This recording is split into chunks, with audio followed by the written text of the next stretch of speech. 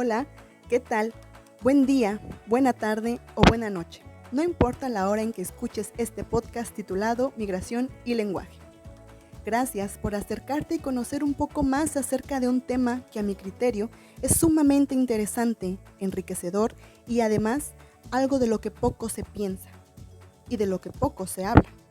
Migración, lenguaje. Ambas palabras nos suenan, ¿verdad? ¿Pero qué tiene que ver una cosa con otra? Quédate en este podcast y lo podremos averiguar juntos. Primero hablemos un poco del lenguaje. Somos seres primordialmente sociales, ya que pasamos la mayor parte de nuestra vida con otras personas. Para ello empleamos la comunicación, la cual es el acto por el que un individuo establece con otro un contacto que le permite transmitir una información. Existen dos tipos de comunicación: la verbal, a través de la forma oral y escrita, y la comunicación no verbal, la expresión facial, corporal, la postura, entre otros.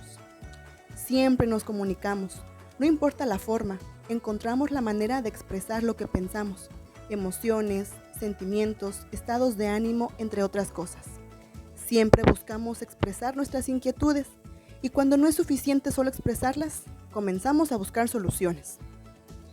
Ahora bien, de forma histórica, la migración se llega a ver como una solución ante ciertas necesidades económicas, aunque no es la única razón. También se puede dar por situaciones políticas, psicológicas, sociales, entre otras. Desde los primeros registros de la humanidad se han asentado ciertos movimientos migratorios, como el éxodo masivo de los hebreos en Egipto o más recientemente la migración de cubanos hacia Estados Unidos de América, lo que implica movimientos físicos, culturales y sobre todo lingüísticos. De aquí me surgen dos grandes preguntas. Por ejemplo, ¿cómo se comunicaron los hebreos al llegar a la tierra prometida? ¿Cuánto tiempo les tomó al pueblo cubano aprender inglés?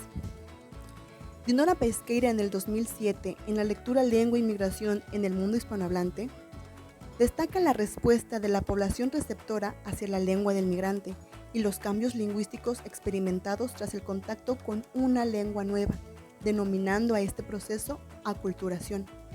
Esta, a su vez, se comprende por 4 diferentes estrategias. La primera es la integración, que es el interés por dominar 2 lenguas. La segunda es la asimilación, estar dispuesto a adoptar la lengua nueva a costo de la lengua materna. La tercera es la separación, la voluntad de mantener la lengua propia sin interesarse ni aprender a usar la otra. La cuarta, la oscilación, el poco interés en aprender y a usar la lengua nueva manteniendo la propia. A partir de la historia individual y de las experiencias de cada migrante, este creará su identidad y su comportamiento en la aculturación. La forma de hablar nos identifica y nos distingue, nos otorga una cierta posición frente a los demás. La situación migratoria conduce a que las identidades estén sujetas a transformaciones, llegando a su vez a sentirse inseguros en ambos idiomas, la lengua materna y la lengua nueva, denominando a este proceso a su vez inseguridad lingüística. Dentro de esta inseguridad se encuentra la acomodación lingüística, siendo en la que el migrante pone en práctica estrategias discursivas al aproximar su estilo al de su interlocutor para expresar acuerdo, desacuerdo, aprobación, etc., teniendo por ende una dificultad fonológica y pragmática, llegando a tener ciertos conflictos dialécticos. Y no es para menos. Tras dejar el lugar que consideraban su hogar, su familia, amistades y un entendimiento con sus semejantes, los migrantes se enfrentan a una etapa de duelo y además pueden llegar a presentar un desconocimiento de los códigos de referencia culturales, así como prejuicios, estereotipos, vulnerabilidad psicosocial, entre otros. Ante una nueva lengua desconocida y extraña ante sus oídos, los migrantes requieren una resiliencia hacia una nueva adaptación. Para superar esta adaptación, existen a su vez varias subcomunidades de migrantes que pueden apoyar en el proceso de adaptación de las familias, evitando mayores dificultades en este proceso de asimilación. Estas subcomunidades sirven de apoyo, de ancla y ayudan en la adaptación, pues comparten miedos, desconocimiento, esperanza, cultura y sobre todo comparten la lengua materna, comparten la seguridad de una comunicación eficaz. todo lo anteriormente platicado suena tan retador.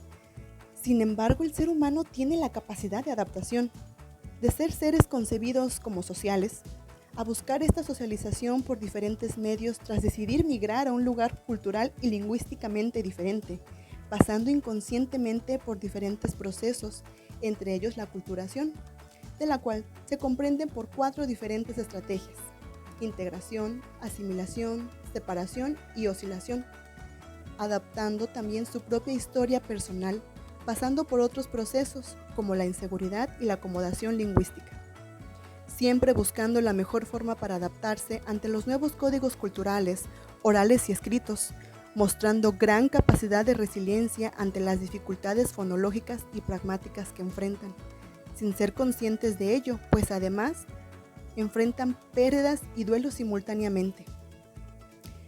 Un tema muy interesante sin duda alguna. Hablar del lenguaje siempre me ha interesado en lo personal, pero ahondar estos conocimientos en un grupo específico como los migrantes ha ampliado mi horizonte y mi perspectiva ante la capacidad de ellos para adaptarse, generando un tema de estudio sumamente interesante. Mucho que abordar, mucho que investigar y mucho que platicar. Pero para dejar plantada la semilla de la inquietud en tierra fértil, dejémoslo un poco aquí. Gracias por escuchar este podcast y cualquier comentario, duda o sugerencia quedó totalmente a la orden. Buenos días, buenas tardes y buenas noches.